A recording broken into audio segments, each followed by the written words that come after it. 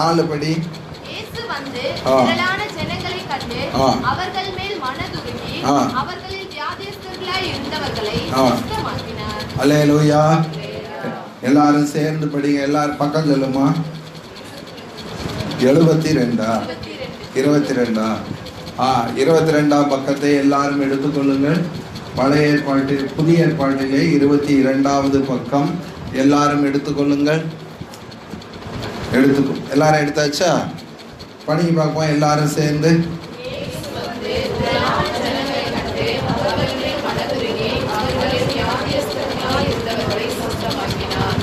இயேசு வந்து திரளான ஜனங்களை கண்டு அவர்கள் மேல் மனதுருகி. அடுத்தது என்ன போட்டிருக்கு? அவர்களில் வியாதியஸ்தர்களாய் இருந்தவர்களை சொஸ்தமாக்கினார். அல்லேலூயா. எல்லாரும் ஒரு அல்லேலூயா சொல்லுங்க. அப்ப ஆண்டவராகிய இயேசு வியாதியஸ்தர்களை சொஸ்தமாக்கினார். ஆண்டவராகிய இயேசு யாரை சொஸ்தமாக்கினார்? வியாதியஸ்தர்களை சொஸ்தமாக்கினார். பின்னாடி சொல்லுங்க. ஆண்டவராகிய இயேசு யாரை சொஸ்தமாக்கினார்? வியாதியஸ்தர்களை சொஸ்தமாக்கினார். வியாதியஸ்தர்களை ஆண்டவராகிய இயேசு சொஸ்தமாக்கினார்.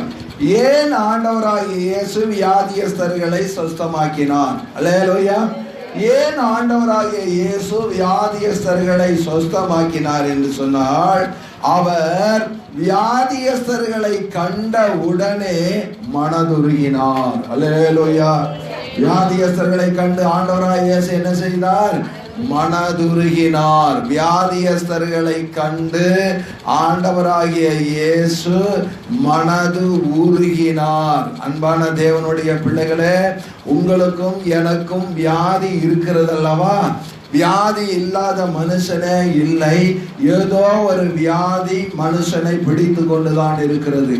தீப்பொறிகள் மேலே பறக்கிறது போல, அக்கினி பொறிகள் மேலே பறக்கிறது போல மனுஷன் தீங்கு அனுபவிக்கிறதற்காக என்ன செய்திருக்கிறான்? பிறந்திருக்கிறான் என்று வேதம் சொல்கிறது. ஏதோ ஒரு பலவீனம் மனுஷனை பிடித்திருக்கிறது. ஏதோ ஒரு வியாதி மனுஷனை பிடித்திருக்கிறது. எத்தனையோ பலவீனங்கள் நம்மை பிடித்திருக்கிறது. இந்த வியாதி உள்ள அந்த மனுஷனை பார்க்கும் பொழுது, வியாதியுள்ள ஒரு மனுஷனை ஆண்டவராகிய இயேசு பார்க்கும் பொழுது, அவர்களை பார்த்து ஆண்டவராகிய இயேசு மனதுருகுகிறார். அல்லேலூயா.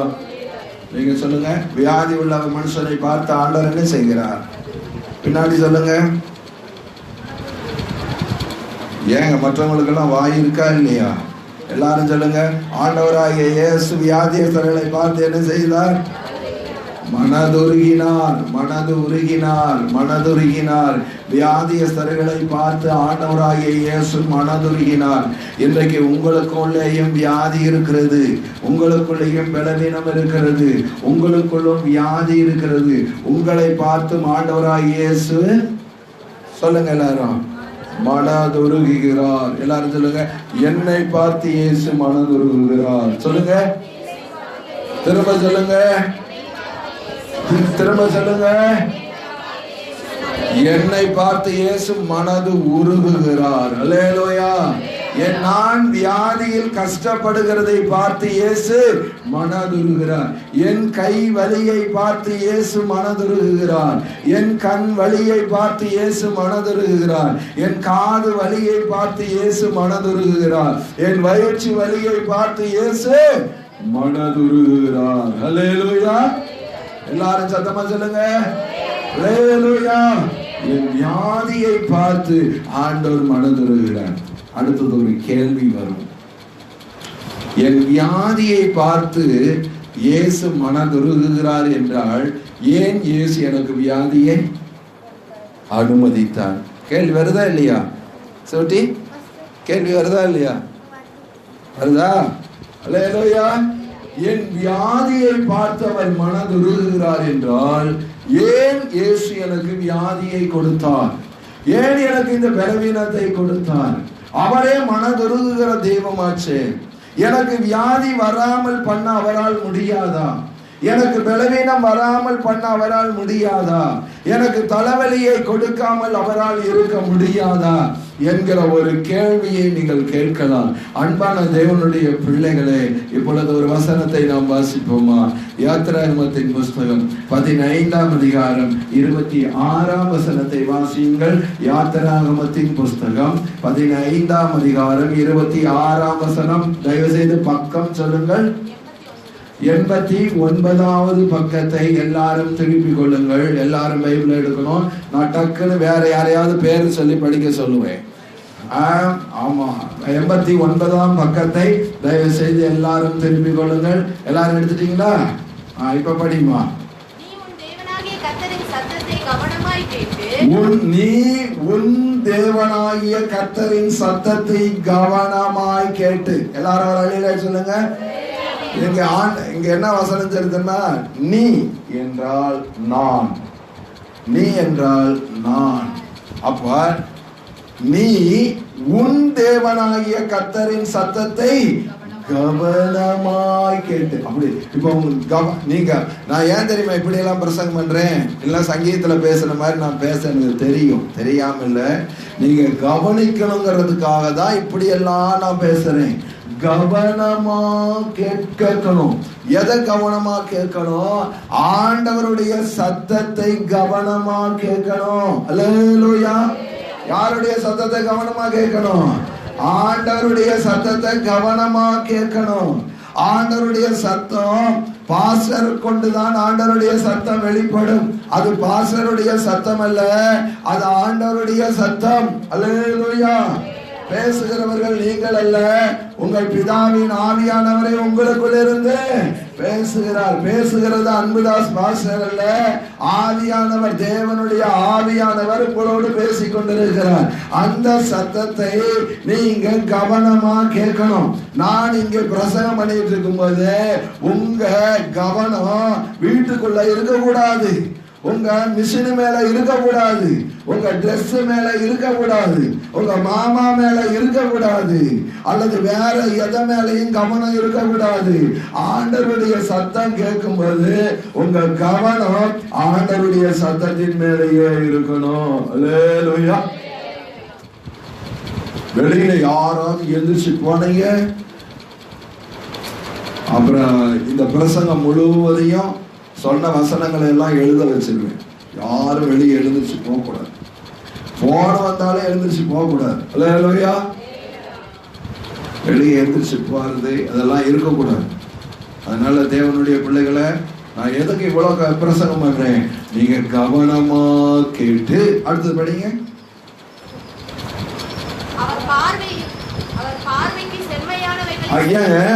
அவர் சத்தத்தை கவனமா கேட்டாதானே அவர் சொல்லி தருவார். அப்பதானே அவர் பார்வைக்கு செம்மையானதை நாம் செய்ய முடியும். படிமா. அவருடைய கட்டளைகளுக்கு செவி கொடுத்து, இதை செய் இதை செய்யாதே என்று சொல்லுகிற அந்த கட்டளைகளுக்கு உங்க காது கொடுக்கணும். ஆண்டவர் சொல்ற கட்டளைக்கு காது கொடுத்து கேட்டு அவருடைய நியமங்கள் யாவையும் கை கொண்டால் நான் எகிப்தியருக்கு வரப்பண்ணின வியாதிகளில் ஒன்றையும் உனக்கு வரப்பண்ணேன். அல்லேலூயா. இப்ப எல்லாரும் சொல்ல, அந்த கடைசி பகுதியை மட்டும் எல்லாரும் சேர்ந்து படிங்க. நான் திரும்ப படிங்க.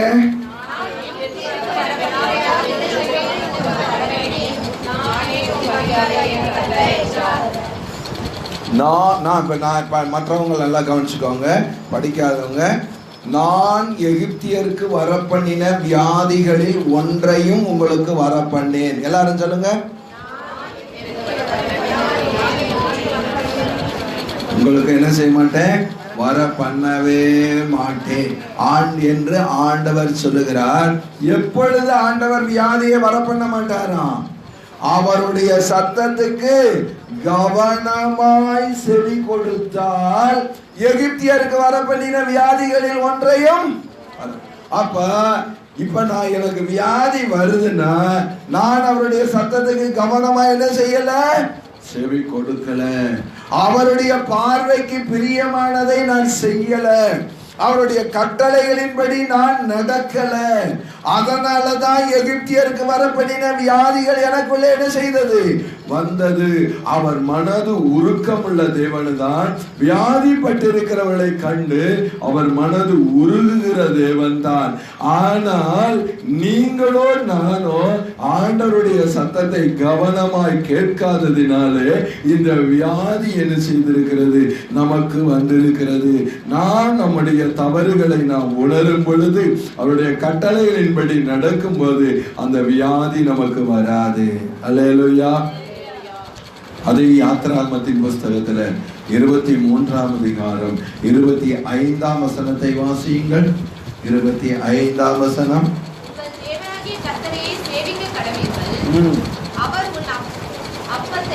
இருமா உங்கள் தேவனாகிய கர்த்தரையே சேவிக்க கடவீர்கள். அல்லேலூயா சொல்லுங்க. இப்ப அதுக்கு நான் விளக்கம் சொல்றேன். உங்கள் தேவன்னா நான் யாரை தேவன் என்று ஏற்றுக்கொண்டேனோ, நான் யாரை கடவுள் என்று நம்புகிறேனோ, நான் யாரை என்னுடைய தெய்வம், இவர்தான் உண்மையான தெய்வம் என்று விசுவாசிக்கிறேனோ அவரை மட்டும்தான் வணங்கணுமே தவிர வேற யாரையும் என்ன செய்யக்கூடாது, வணங்க கூடாது. சொல்லுங்க, யாரை மட்டும் வணங்கணும்? யாரை நீங்கள் தேவன் என்று ஏற்றுக்கொண்டீர்களோ அவரை மட்டுமே வணங்க வேண்டும்.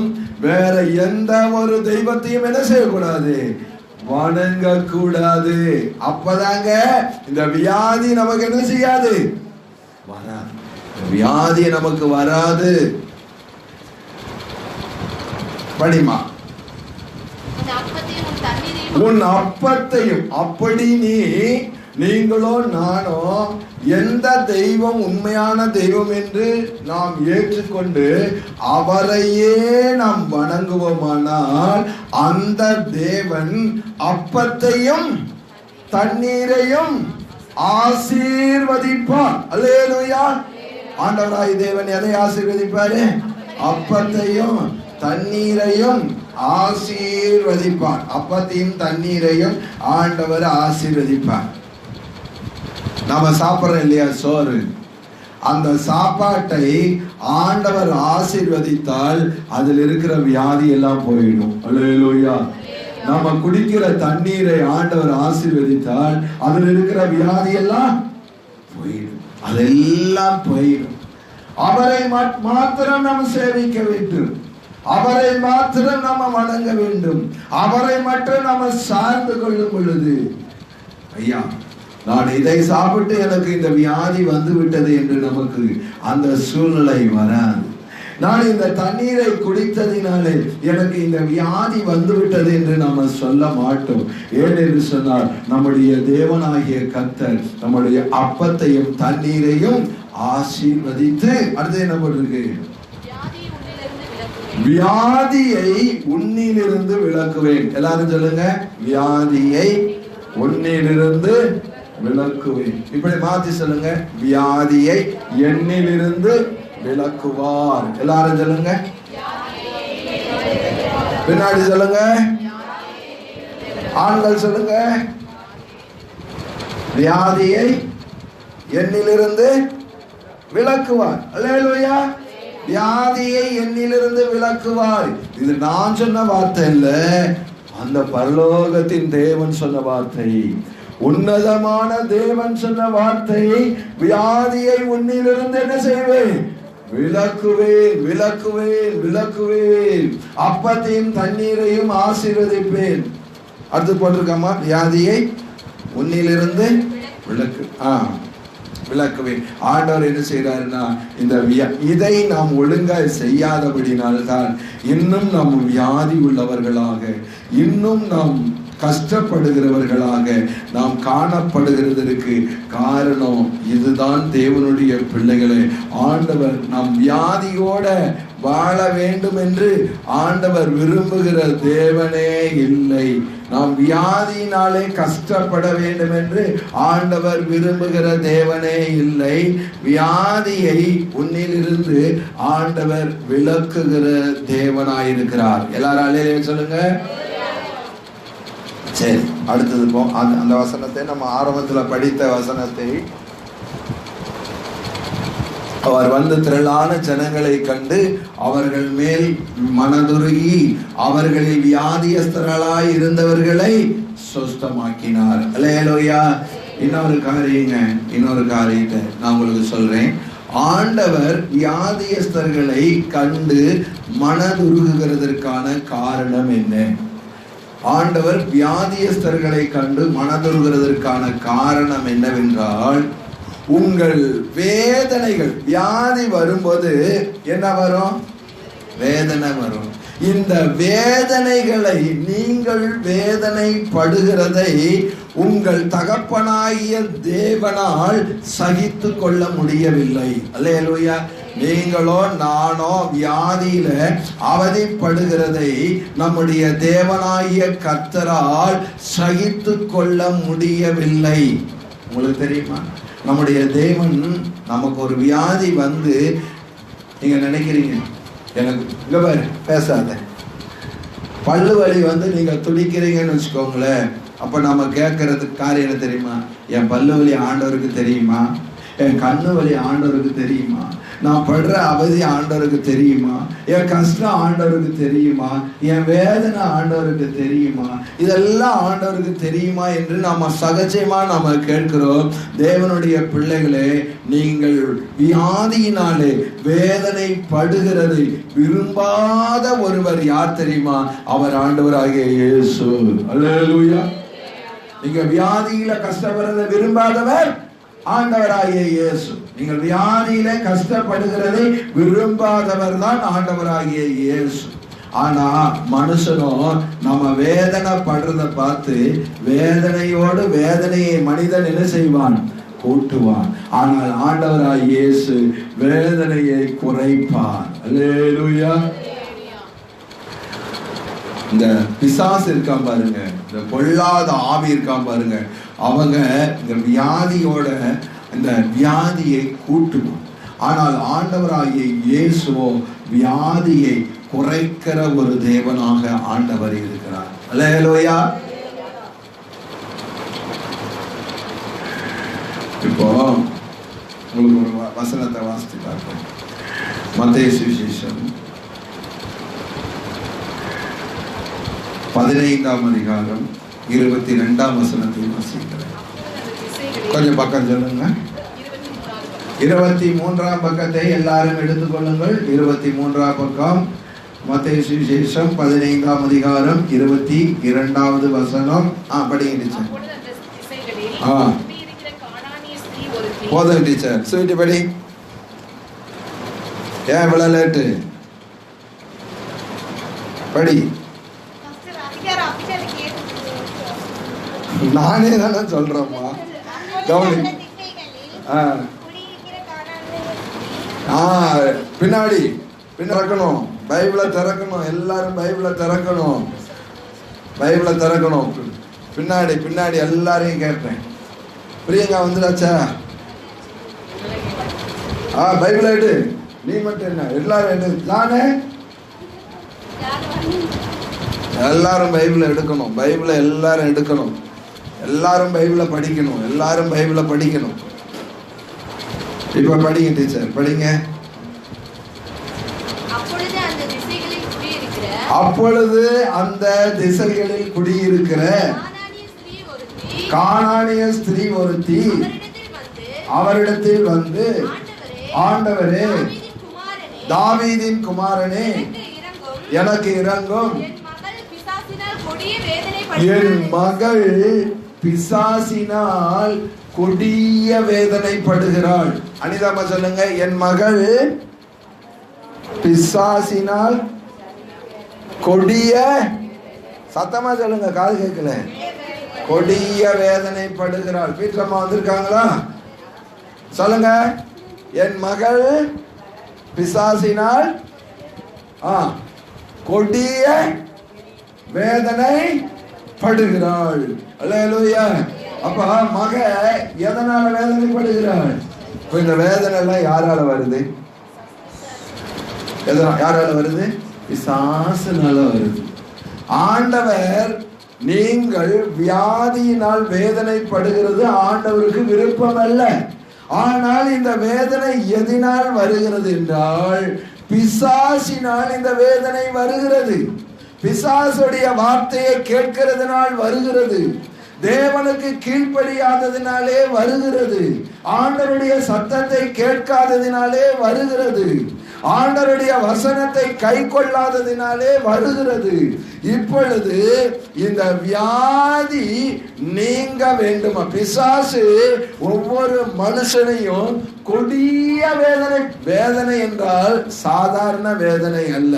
இந்த கொடியன்னு ஒரு வார்த்தை கொடுத்திருக்குல்ல, அதுக்கு அர்த்தம் என்ன தெரியுமா? வேதனையிலும் வேதனை, வேதனையிலும் வேதனை, வேதனையிலும் வேதனை, தாங்க முடியாத வேதனைக்கு பேர் தான் என்னது? கொடிய வேதனை. இன்றைக்கும் அநேகர் வியாதியினாலே கொடிய வேதனைப்பட்டு மருத்துவமனையில் போய் பாருங்கள். ஒரு நாள் எங்க அப்பா கோயம்புத்தூர் ஆஸ்பத்திரியில இருக்கும்போது நான் போயிருந்தேன். ஒரு ஹிந்திக்காரன் அப்படியே அந்த பெட்ல படுத்து அந்த நோயின் கொடுமையினால கத்தி சத்தம் அந்த ஆஸ்பத்திரியே அசைந்திரும் போல இருக்கு. அவ்வளோ ஒரு சத்தம். ஐயோ, வலி தாங்க முடியவில்லை, ஐயோ வேதனை தாங்க முடியவில்லை, இந்த வலியை என்னால் சகித்து கொள்ள முடியவில்லை என்று அவன் கத்தி கதறினான். இந்த கொடிய வேதனை படுத்துகிறவன் பிசாசு. பிசாசு கொடிய வேதனை, கொடிய வேதனையில் அகப்பட்டிருக்கிறார்கள். பிசாசினாலே இன்னைக்கு அநேக வியாதியிலே பிசாசு அநேகரை கொடிய வேதனைப்படுத்திக் கொண்டிருக்கிறான். அநேகரை கொடிய வேதனைக்குட்படுத்திக் கொண்டிருக்கிறான். எங்க அம்மா இந்த இடத்துல 2 வருஷத்துக்கு முன்னாடி கத்த ஆரம்பிச்சாங்கன்னு வச்சுக்கோங்களேன், யாராலையும் தூங்க முடியாது. கத்த ஆரம்பிச்சா கொடிய வேதனை, கொடிய வேதனை, கொடிய வேதனை, வியாதியின் கொடுமை, வியாதி பயங்கர வியாதி, இதெல்லாம் பிசாசு கொண்டு வந்து போடுகிறான். ஆனால் ஆண்டவராகிய இயேசுவோ, நீங்களோ நானோ கொடிய வேதனை படுகிறதை கண்டு மனதுருகுகிற தேவன். அல்லேலூயா, அல்லேலூயா. பிசாசு யாருக்குள்ள எல்லாம் பிசாசு இருக்கிறானோ அவன் என்ன செய்வானா, மற்றவங்களை வேதனைப்படுத்துவான். யாருக்குள்ளெல்லாம் தேவ ஆவியானவர் இருக்கிறாங்களோ வேதனை பண்றவங்களை கண்டு மனதுருகுவாங்க.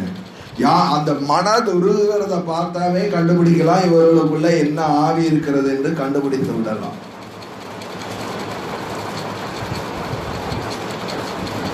கல்கத்தாவில் ஒரு பெண் டாக்டரை கொலை செஞ்சான் இல்லையா, அவனுடைய செல்போன்ல ஆய்வு பண்ணா அதுல என்ன போட்டிருக்கு, என்ன இருக்குன்னா, இந்த தவறான தேவையற்ற இச்சையை தூண்டுகிற படங்கள் அவனுடைய செல்போன்ல இருக்கிறது. அது மட்டும் இல்ல, பெண்களை அடித்து துன்புறுத்தி அதிலே சந்தோஷப்படுகிற மாதிரி அந்த படங்கள் எல்லாம் இருக்கான். அதனால்தான் அந்த மருத்துவ மாணவியையும் அவன் அடித்து துன்புறுத்தி அதை கண்டு சந்தோஷப்பட்டு அதிலே சந்தோஷப்படுகிற ஒரு துஷ்டனாக அவன் இருந்திருக்கிறான். இப்ப சொல்லுங்க, அவனுக்குள்ள என்ன ஆவி இருந்திருக்கு? பிசாசின் ஆவி.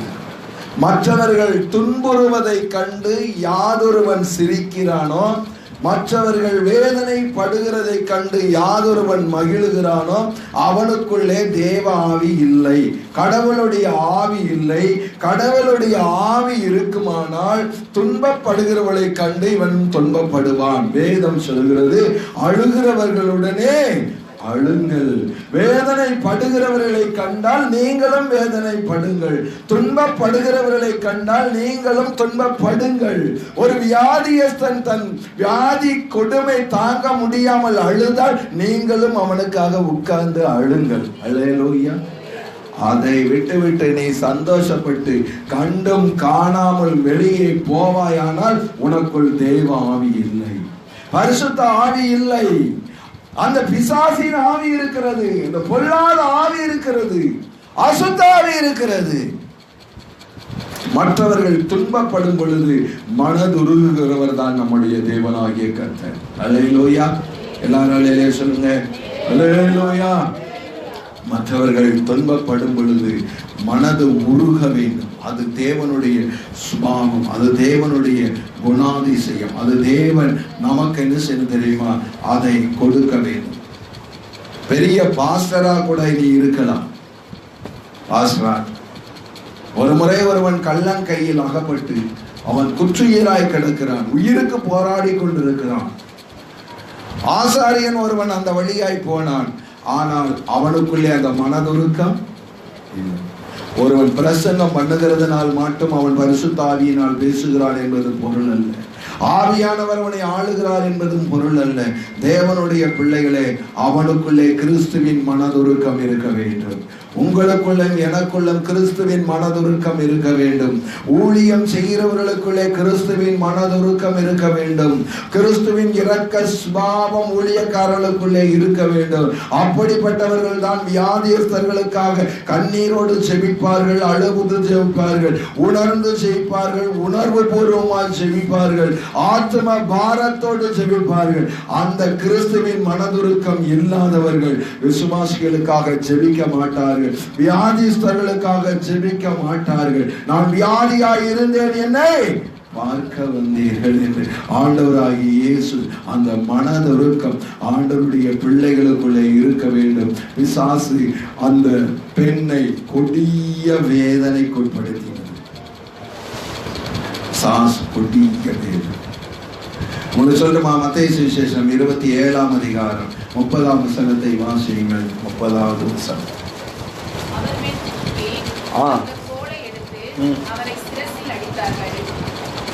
இப்போ ஒரு காட்சி, எல்லாரும் கவனிங்க, எல்லாரும் கவனிங்க.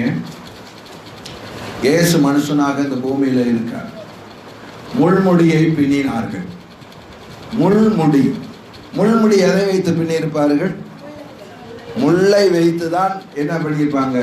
முள்முடியை பின்னியிருப்பாங்க. ஒரு மனசாட்சி உள்ளவன் அந்த முள்ள பின்னி இன்னொரு மனுஷனுடைய தலையில வச்சா, அந்த வைக்கிறவனுக்கு நம்ம இப்படி வைக்கிறோமே, நம்ம தலையில வச்சா நமக்கு எப்படி இருக்குன்னு அவன் யோசித்திருந்தால் அந்த முள்முடியை அவன் சிரசில் வைத்திருப்பானா? அப்ப இவனை என்ன ஆவி உள்ளவன்?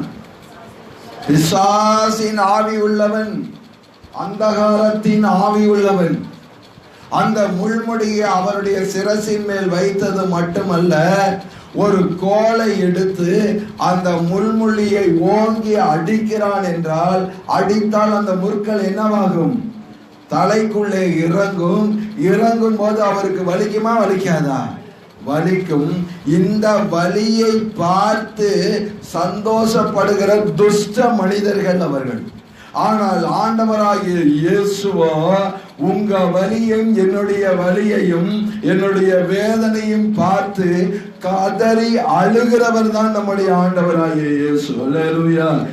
மனுஷனுடைய குணத்துக்கும் ஆண்டவருடைய குணத்திற்கும் ஒரு வித்தியாசம் உண்டு. அவர் மனது உருகுகிற தேவன். இந்த உலகத்தில் இருக்கிற மனுஷன் நம்ம வேதனைப்படுகிறதை கண்டு சிரிப்பான். நீ கீழே விழுந்து விட்டால் உன்னை உலகம் பார்த்து சிரிக்கும். நீ பசியினால் வாடினால் உலகம் பார்த்து சிரிக்கும். நீ கடனில் அவதிப்பட்டால் உலகம் பார்த்து சிரிக்கும். உன் கண்ணீரை கண்டு உன்னோடு அழமாட்டார்கள். அந்த பக்கம் போய் சொல்லுவார்கள், என்ன தப்பு பண்ணனானோ இவனுக்கு இந்த நிலைமை என்று சொல்லி கேவலமாய் பேசி சிரிப்பார்கள். ஆனால் ஆண்டவராய் இயேசு மட்டுமே உங்கள் வேதனையை கண்டு மனதொருகுகிற தேவனாய் இருக்கிறார். அல்லேலூயா. இந்த இயேசு அந்த வியாதியஸ்தர்களை கண்டு அன்றைக்கு என்ன செய்தார் தெரியுமா? மனதுருகினார். அதனால தாங்க ஆண்டவராய் அந்த இன்னொரு வசனத்தை வாசிங்களே, மத்தேயு சுவிசேஷம் 4ஆம் அதிகாரம் 25ஆம் வசனத்தை வாசிங்கள். 4ஆம் அதிகாரம் 20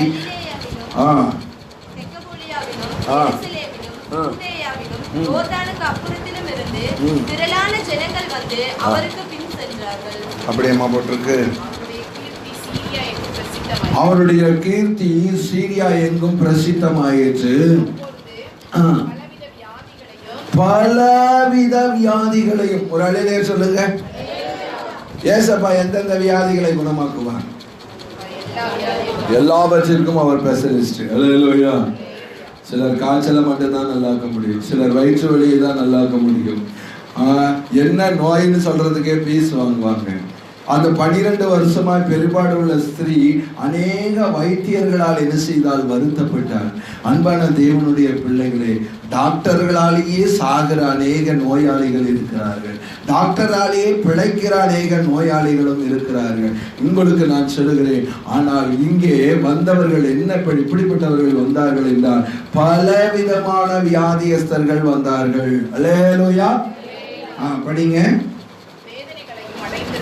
பலவிதமான வியாதிகளினாலே வேதனை அடைந்திருந்த சகல பிணியாளிகளையும், பிசாசு, அத பிசாசுனால தானே, பிசாசு பிடித்தவர்களையும், சந்திர ரோகிகளையும், திமிர்வாதக்காரரையும் அவரிடத்தில் கொண்டு வந்தார்கள், அவர்களை சொஸ்தமாக்கினார். ஒரு அல்லேலூயா சொல்லுங்களேன்.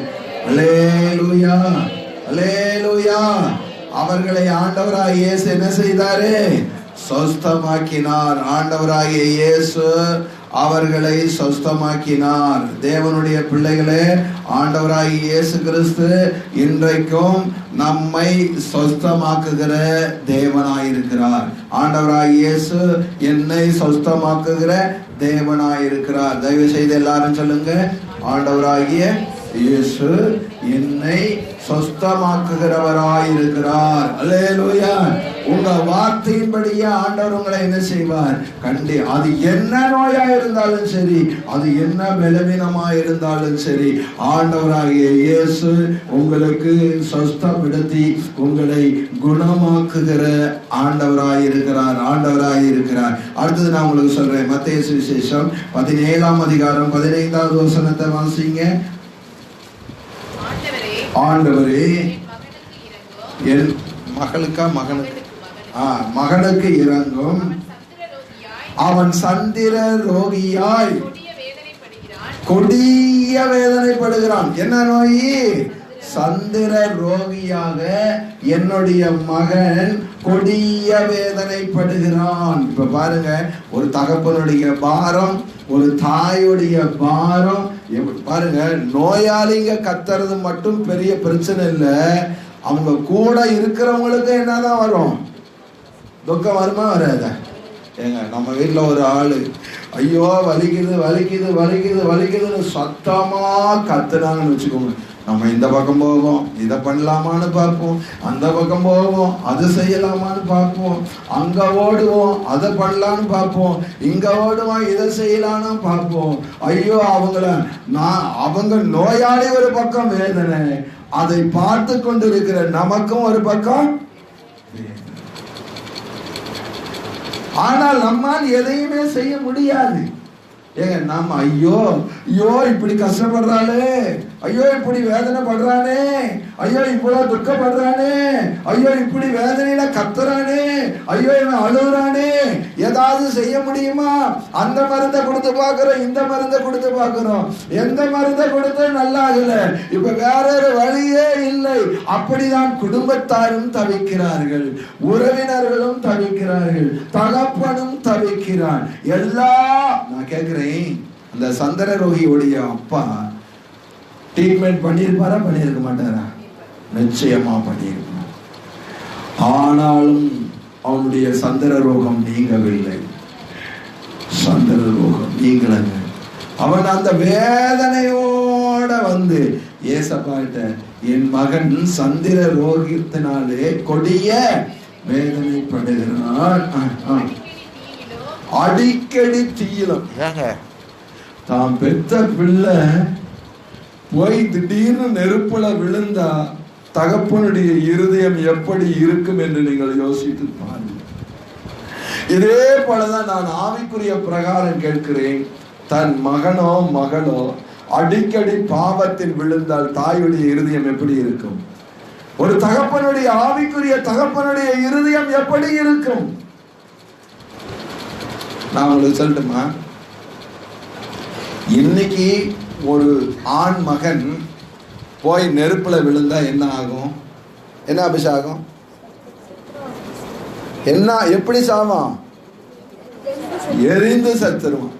அடுத்து கேட்கிறேன், இன்னைக்கு ஒரு ஆண் மகனோ மகளோ பாவத்துல விழுந்தா என்ன ஆவாங்க? யாரோ சொன்னாங்களே, சத்தமா சொல்லுங்க. அவங்களும் பாவத்துல விழுறவன் என்ன, எப்படி என்ன ஆவான்? இந்த அக்கினியாவது ஓடி வந்து அணைச்சிடலாம். ஆனால் இரண்டாம் மரணமாகிய அக்கினியும் கந்தகமும் எரிகிற கடல்ல தூக்கி போட்டா அங்கிருந்து என்ன செய்ய முடியாது? தப்பிக்கவே முடியாது. பாவத்துல விழுறதும் நேச்சரா நெருப்புல விழுறதும் ரெண்டும் ஒண்ணுதான். தெரியுமா உங்களுக்கு? பாவத்திலே விழுகிறதும் நெருப்பிலே விழுகிறதும் ரெண்டும் ஒண்ணு. நெருப்புல விழுந்தா இந்த சரீரத்துக்கு வேதனை, பாவத்துல விழுந்தா ஆத்மாவுக்கு வேதனை. பாவத்திலே விழுந்தா அந்த ஐஸ்வர்யவான் சம்பவத்துல அந்த ஐஸ்வர்யவான் சொல்றான் பாத்தீங்களா, நான் இங்கே கொடிய வேதனைப்படுகிறேன். கொடிய வேதனை. இந்த வேதனை உள்ள இடத்துக்கு என்னுடைய சகோதரர்கள் என்ன செய்யக்கூடாது? வரக்கூடாது, வரக்கூடாது. அப்ப இங்கே அவருடைய மகன் அடிக்கடி தீயிலே போய் விழுகிறான், போய் தண்ணீரிலே விழுகிறான். தண்ணீரிலே விழுந்து சாகடிக்க பார்க்கிறான் பிசாசு. அந்த பொல்லாத ஆவிகள் சாகடிக்க பார்க்கிறது. தகப்பனுடைய மனம் தாங்க முடியவில்லை. உங்களால் முடியுமா? உங்க பிள்ளைகள் அப்படி இருந்தால் உங்களால் முடியுமா? அதை சகித்து கொள்ள முடியுமா? அதை பொறுத்து கொள்ள முடியுமா? எல்லாம் பிசாசுடைய வேலையா இருக்கிறது. அவர்தான் வந்து கேட்கிறார். இப்ப படிங்க சார், அந்த வசனத்தை படிங்க.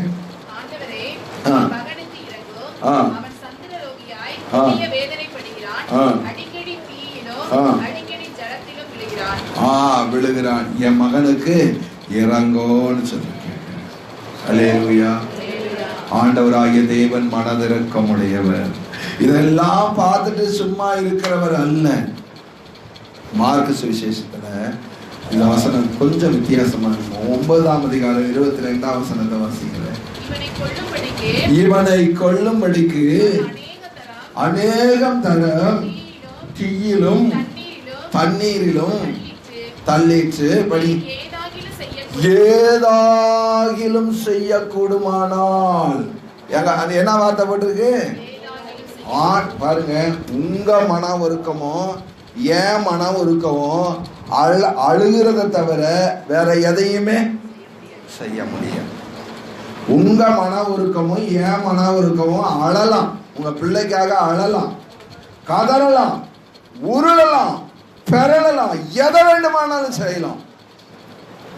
ஆனா அவங்க வேதனையை உங்களால என்ன செய்ய முடியாது? மாற்ற முடியாது. உன்னை சொல்லட்டுமா, இந்த வேதனை ஆண்டவர் மனதுருகு வியாதியஸ்தர்களை கண்டு ஏன் மனதுருகுகிறான் என்ற காரியத்தை தான் நான் உங்களுக்கு சொல்லிக் கொண்டு வருகிறேன்.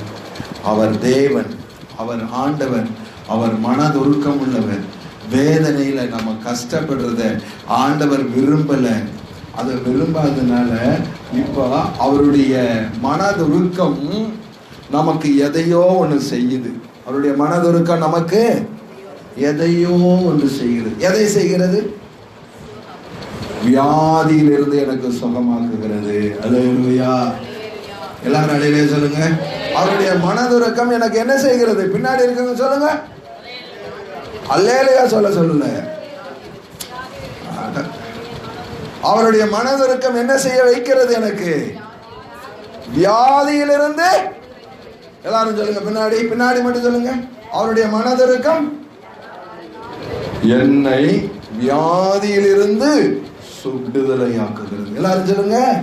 அவருடைய மனதுருக்கம் என்னை வியாதியிலிருந்து என்ன செய்கிறது? சுகம். எதாயிலும் செய்யுங்க, ஏதாவது செய்யுங்க.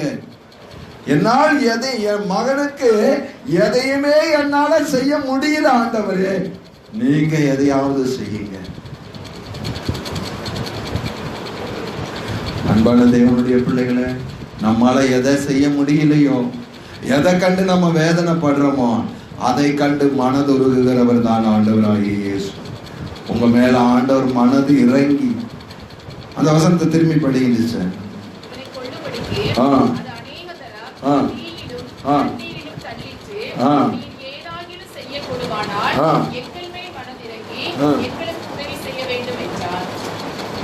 மனது உருகுது எது, அதாவது மனது உருகுனாதான் உதவியே கிடைக்கும்.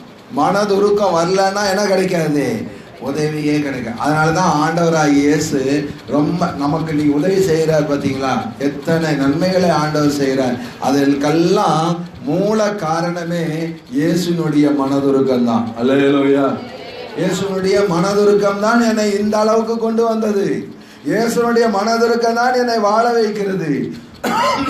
இயேசுடைய மனதுருக்கம் தான் எனக்கு வேலை கிடைத்தது. இயேசுடைய மனதுருக்கம் தான் எனக்கு சுகம் கிடைத்தது. இயேசுடைய மனதுருக்கம் தான் நான் சாப்பிட வைத்தது. இயேசுடைய மனதுருக்கத்தினால் தான் நான் பிழைக்கிறேன். அல்லேலூயா. இயேசுடைய மனதுருக்கத்தினால் தான் நான் என்ன செய்கிறேன்? பிழைக்கிறேன். அல்லேலூயா. அவருடைய மனதுருக்கத்துக்கு பார்த்தீங்களா எவ்வளவு மதிப்பு, அது எவ்வளவு விலையேற பெற்றது, அது எவ்வளவு மேன்மை உள்ளது. அவருடைய மனதுருக்கம் எவ்வளவு விசேஷமானது. அவருடைய மனதுருக்கம் இன்னொன்றையும் செஞ்சிருக்கு. வியாதியை குணமாக்குனது மட்டும் இல்லை, அடுத்தது ஒரு காரியத்தை நாம் பார்ப்போம். இப்போ அந்த சந்திர ரோகிக்கு குணமாயிடுச்சு. குணமான உடனே அவனுடைய வேதனை மட்டும் மாறவில்லை, அவருடைய தகப்பனுடைய வேதனையும் என்ன செய்து விட்டது? மாறிவிட்டது. அல்லேலூயா. ஆண்டவர் மட்டும் உங்களுக்கு எனக்கும் மனதுருகி ஒரு அற்புதத்தை செஞ்சுட்டார்னா நம்ம குடும்பத்துக்கே ஒரு சமாதானம், நம்மை சார்ந்தவர்களுக்கே ஒரு சமாதானம், நமக்கு பிரியமானவர்களுக்கே ஒரு சமாதானம். அவர் மனதிற்கு உருக்கமுடைய ஒரு தேவனாக ஆண்டவர் இருக்கிறார். பிலிப்பியர் 2ஆம் அதிகாரம் 27ஆம் வசனத்தை வாசியுங்கள். 27.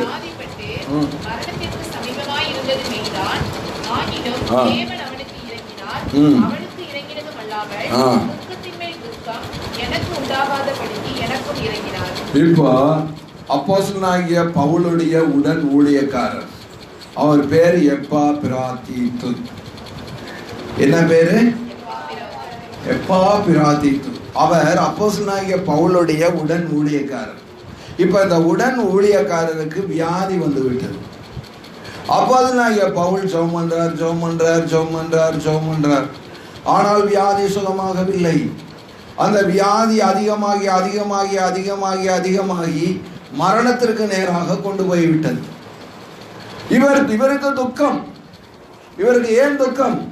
ஒவ்வொரு ஊழியக்காரனுக்கு இப்படிதான் இருக்கணும். தன்னோடு இருக்கிறவர்கள் வியாதியா இருந்தால் உங்களுக்கு என்ன வரணும்? நெல்சி சொல்லுமா, என்னவா வரணும்? துக்கம் வரணும், தூக்கம் வரக்கூடாது. அல்லேலூயா. என்ன வரணும்? துக்கம் வரணும். துக்கம் வரணும். வியாதிப்பட்டவர்களை கண்டால் துக்கம் வரணும். மனைவிக்கு வியாதி வந்தால் கணவன்மாருக்கு என்ன வரணும்? துக்கம் வரணும். அல்லேலூயா. கணவனுக்கு வியாதி வந்தால் மனைவிகளுக்கு என்ன வரணும்? துக்கம் வரணும். அல்லேலூயா. உடன் ஊழியக்காரனுக்கு வியாதி வந்தால் பெரிய பாஸ்டருக்கு என்ன வரணும்? துக்கம் வரணும். ஆமா, துக்கம் வரணும். ஆனா நிறைய ஊழியங்கள்ல அப்படி இல்லை. ஒரு சம்பவம் ஞாபகத்துல வருது. ஏன் சொல்லி என் நேரத்தை நான் வீணாக்கணும், அதனால நான் சொல்லலை. நிறைய ஊழியங்கள்ல அது தெரியும். அது இந்த திருமணம் ஆகாத ஊழியம் செய்யற இடங்கள்ல நான் பார்த்துருக்கிறேன். கிருபாசன், ஐயோ ஏன் கேட்குறீங்க? அது துக்கம் வராது, வேதனையும் வராது, அங்கிருந்து திட்டுதான் வரும். அல்லேலூயா. அதனால அது போட்டோம், அந்த சப்ஜெக்டே நமக்கு வேண்டாம். அப்போ துக்கம் வரணும். ஐயோ என் கூட இருக்கிற இந்த ஊழியக்காரனுக்கு வியாதி வந்து விட்டது என்ற துக்கம் வரணும். அது தேவ ஆவி இருந்தால் வரும், தேவ ஆவி இல்லாவிட்டால் வராது. பிசாசின் ஆவி இருந்தால் வராது. தேவ ஆவி யாருக்குள்ள இருக்கிறதோ அவர்களுக்குள்ளே வரும். அல்லேலூயா. அல்லேலூயா. அப்ப பவுலுக்கு துக்கத்தின் மேல் துக்கமா. இப்ப ஆண்டவர் அந்த எப்பாப்பிராத்துவை சுகமாக்கினதுனால பவுல் சொல்றாரு, நான் துக்கத்தின் மேல் துக்கம் உண்டாகாதபடிக்கு எனக்கும் இறங்கினார். அல்லேலூயா. அப்படின்னா என்ன தெரியுமா? அவனுக்கு வியாதி நல்லானதுனால எனக்கு உதவி இறங்கினான். ஏன்னா நான் துக்கத்தின் மேல துக்கம் அடைஞ்சிருவன்றதுக்காகவே ஆண்டவர் அவனுக்கு சுகத்தை என்ன செய்து விட்டார்? கொடுத்து விட்டான். நான் வேதனையை அனுபவிப்பேன், நான் அதிக வேதனை அடையக்கூடாது என்பதற்காகவே ஆண்டவர் சுகத்தை கொடுத்து விட்டான். ஊழியக்காரனுடைய துக்கத்தை பார்த்து கூட சில விசுவாசிகளுக்கு ஆண்டவர் சுகம் தருவார். அல்லேலூயா. உங்க ஜெபத்தை பார்த்து கூட உங்க பிள்ளைகளுக்கு ஆண்டவர் என்ன செய்வாரு? உங்களுக்கு துக்கத்தின் மேல் நீங்க துக்கம் ஆயிடக்கூடாதுங்கிறதுக்காகவே உங்க பிள்ளைகளுக்கு சுகத்தை தருவார். ஆனா அவங்க ஆண்டவருக்கு பிரியம் இல்லாதவங்களா தான் இருக்கிறாங்க. எப்பா பிரதத்துவ மாதிரி எல்லாம் இல்லை. ஆனாலும் உங்களுக்கு துக்கம் அதிகமாக கூடாது என்பதற்காகவே உங்க பிள்ளைகளுக்கு ஆண்டவர் அற்புதங்களை செய்கிறார். தகப்பன்மாருடைய துக்கம் அதிகமாக கூடாது என்பதற்காகவே ஆண்டவர் அற்புதங்களை செய்கிறார். தாய்மாருடைய துக்கம் அதிகமாக கூடாது என்பதற்காகவே ஆண்டவர் அற்புதங்களை செய்கிறார். ஹல்லேலூயா. சங்கீதம் 41:3.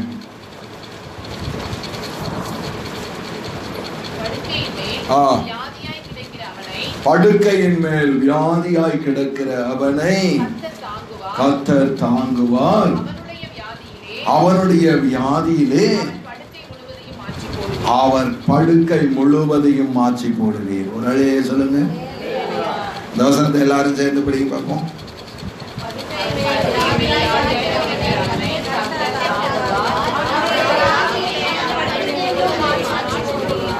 பார்த்தீங்களா? எவ்வளவு அருமையான வசனம். இந்த வசனத்தை வச்சு என்னைக்காவது வியாதியா படுக்கும் போது நீங்க ஜெபம் பண்ணீங்களா? ஆண்டவரே, உம்முடைய வசனம் சொல்லி இருக்கிறது, படுக்கையின் மேல் வியாதியாய் கிடக்கிற அவனை கர்த்தர் தாங்குவார், வியாதியில் அவன் படுக்கை முழுவதையும் மாற்றி போடுவார். ஜெபம் பண்ணுங்க. வசனங்களை பிடித்துக் கொள்ளுங்கள், வாக்குத்தத்தங்களை பிடித்துக் கொள்ளுங்கள், கர்த்தருடைய வார்த்தையை பிடித்துக் கொள்ளுங்கள். ஆண்டவரிடத்திலே நீங்கள் ஜெபியுங்கள், ஆண்டவரிடத்தில் கேளுங்கள். ஏன் என்று சொன்னால் அவர் மனதுருக்கம் உள்ளவர். அல்லேலூயா. அவர் திரளான வியாதியர் ஜனங்களை கண்டு அவர்கள் மேல் மனதுருகி அவர்களில் வியாதியஸ்தர்களாய் இருந்தவர்களை சொஸ்தமாக்கினார். அவர்களை ஆண்டவராகிய இயேசு சொஸ்தமாக்கினது போல இன்றைக்கும் ஆண்டவர் உங்களுக்கு அற்புதங்களை செய்வார். கடைசியாக ஒரு வசனத்தை நாம் வாசித்து நம்ம முடிக்க போகிறோம். முடிகிற நேரத்துக்கு நம்ம வந்துட்டோம். ஏசாயா தீர்க்கதரிசன புஸ்தகம் 33ஆம் அதிகாரம் 24ஆம் வசனம். 33:24. வியாதிப்பட்டிருக்கிறேன் என்று நகரவாசிகள் சொல்வதில்லை. அல்லேலூயா, அல்லேலூயா. எந்த நகரவாசிகள்? பரலோக நகரவாசிகள் வியாதிப்பட்டிருக்கிறேன் என்று என்ன செய்வதில்லை? சொல்வதில்லை. எனக்கு அது வலிக்குது இது வலிக்குதுன்னு யாராவது சொல்லிட்டு இருக்காதீங்க. ஆண்டவர்கிட்ட சொல்லுங்க, இல்லைன்னா பாஸ்டர்கிட்ட சொல்லுங்க. சிலரெல்லாம் வியாதி வந்துட்டா போதும், ஐயோ சின்ன அப்பதான் அந்த இதுல முள்ளு குத்துற மாதிரி லைட்டா ஒரு கன்னத்துல ஒரு ஊசி குத்துற மாதிரி குத்தும். ஐயோ ஐயோ ஐயோ ஐயோ ஐயோ வந்துருச்சே வந்துருச்சே வந்துருச்சே. உலகம் அனைத்துக்கும் என்ன செஞ்சு தெரியுமா? பரட்டி விட்டுருவாங்க. சிலருக்கு வந்துட்டாவும் யாராவது அப்பதான் வருவாங்க, புதுசா ஒரு ஆத்மா வரும், உடனே ஐயோ தாங்க முடியலையேன்பாங்க. ஐயோ இவங்களுக்கே எப்படியா, நமக்கு என்ன நிலைமையோ தெரியல, ஐயோ நாம இங்கிருந்து என்ன செஞ்சிருவோம், ஓடிடுவோன்ட்டு பயந்து என்ன செஞ்சிடணும், ஓடிடணும். அன்பான தேவனுடைய பிள்ளைகளே, வியாதிப்பட்டிருக்கிறேன் என்று நகரவாசிகள் என்ன செய்வதில்லை? சொல்வதில்லை. அதில் வாசமாய் இருக்கிற அது ஜனத்தின் அக்கிரமம் மன்னிக்கப்பட்டிருக்கும். அல்லேலூயா சொல்லுங்க. அதில் வாசமாய் இருக்கிற ஜனங்களுடைய அக்கிரமம் என்ன செய்யப்பட்டிருக்கும்? மன்னிக்கப்பட்டிருக்கும். ஆண்டவருடைய ஒவ்வொரு நாளும் பாவரிக்க பண்ணுங்க. ஆண்டவரே, இந்த வியாதி எதனால வந்தது? வியாதி பல காரணம் இருக்கு. அதெல்லாம் சொல்ல போனா நேரம் இல்லை. என் மதியினத்தினால் என் புண்கள் அழுகி நாற்றம் எடுத்தது. இந்த வியாதி தேவனுடைய நாம மகிமைக்காக வந்தது. இந்த வியாதி பாவத்தினால வந்தது. பல காரணங்களினாலே வியாதி வரும். எந்த காரணத்தை மகிமையினால் வந்தால் ஆண்டவர் மகிமைப்படுவார், மதியினத்தினால் வந்தால் ஆண்டவர் சொல்லி தருவார். அல்லது பாவத்தினாலே வியாதி வருமானால் கண்டிப்பாய் ஆண்டவரிடத்திலே நீங்கள் மன்னிப்பு கேட்டு, ஆண்டவரே என்னை மன்னியும் மன்னியும் மன்னியும் மன்னியும் என்று செபிக்கும் பொழுது ஆண்டவர் அந்த வியாதியை குணமாக்குகிற தேவனாய் இருக்கிறார்.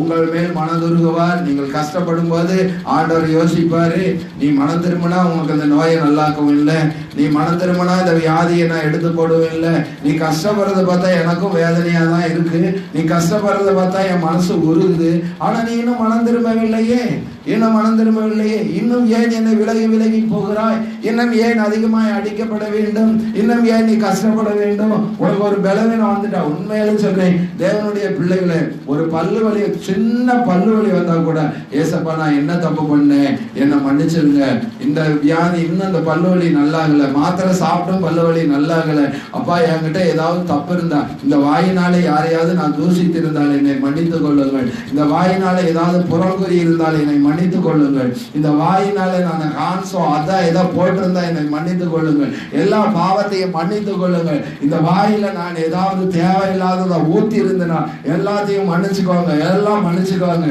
எல்லா பாவத்தையும் மன்னிச்சுக்கோங்க. இந்த அக்கிரமம் எல்லாம் மன்னிக்கப்படும் பொழுது, இந்த பாவம் எல்லாம் மன்னிக்கப்படும் போது அந்த நகரத்தில் உள்ளவர்கள் சொல்லுவார்கள், நான் வியாதிப்பட்டிருக்கிறேன் என்று நகரவாசிகள் சொல்லுவது இல்லை. அல்லேலூயா. பாவ அறிக்கை பண்ணுங்க, பாவ அறிக்கை பண்ணுங்க. அப்ப ஆண்டவர் வியாதியை குணமாக்குவார். ஆண்டவர்கிட்ட மன்னிப்பு கேளுங்க. உங்க வாழ்க்கையில ஏதாவது ஆசீர்வாதம் வரலையா, ஆண்டவர்கிட்ட மன்னிப்பு கேளுங்க. ஆண்டவரே நான் செஞ்ச பாவம் என்னன்னு எனக்கு தெரியாது, என்ன மன்னிச்சுக்கோங்க. தெரியும், உங்க மனசாட்சிக்கு தெரியும். யோசித்து பாருங்க. நீங்க பைபிள படிக்கிறதுனால பாவம் என்ன என்பதை ஆண்டவர் ஆவியானவர் சொல்லி இருக்கிறார். நியாய பிரமாணம் பாவம் என்ன என்பதை உங்களுக்கு சொல்லிக் கொடுக்கிறது. இந்த வேதம் பாவம் என்ன என்பதை உங்களுக்கு சொல்லிக் கொடுக்கிறது. இந்த வேத வசனங்களை வாசித்து பாவம் என்னது என்பதை அறிந்து கொண்டு பாவ அறிக்கை பண்ணுங்க. அப்பதான் வியாதி எல்லாம் நீங்கும், விளைவினெல்லாம் நீங்கும். அவர் மனது இருக்க முடியவர் தான். ஆனா நீங்க இன்னும் பாவ அறிக்கை பண்ணாததுனால இன்னும் வேதனைப்பட்டு கொண்டிருக்கிறீர்கள், இன்னும் கஷ்டப்பட்டு கொண்டிருக்கிறீர்கள். அவருடைய மனது இருக்கும் உங்களுக்கு அற்புதத்தை கண்டிப்பா செய்யும். எல்லாரும் ஜெபம் பண்ணுவோம்.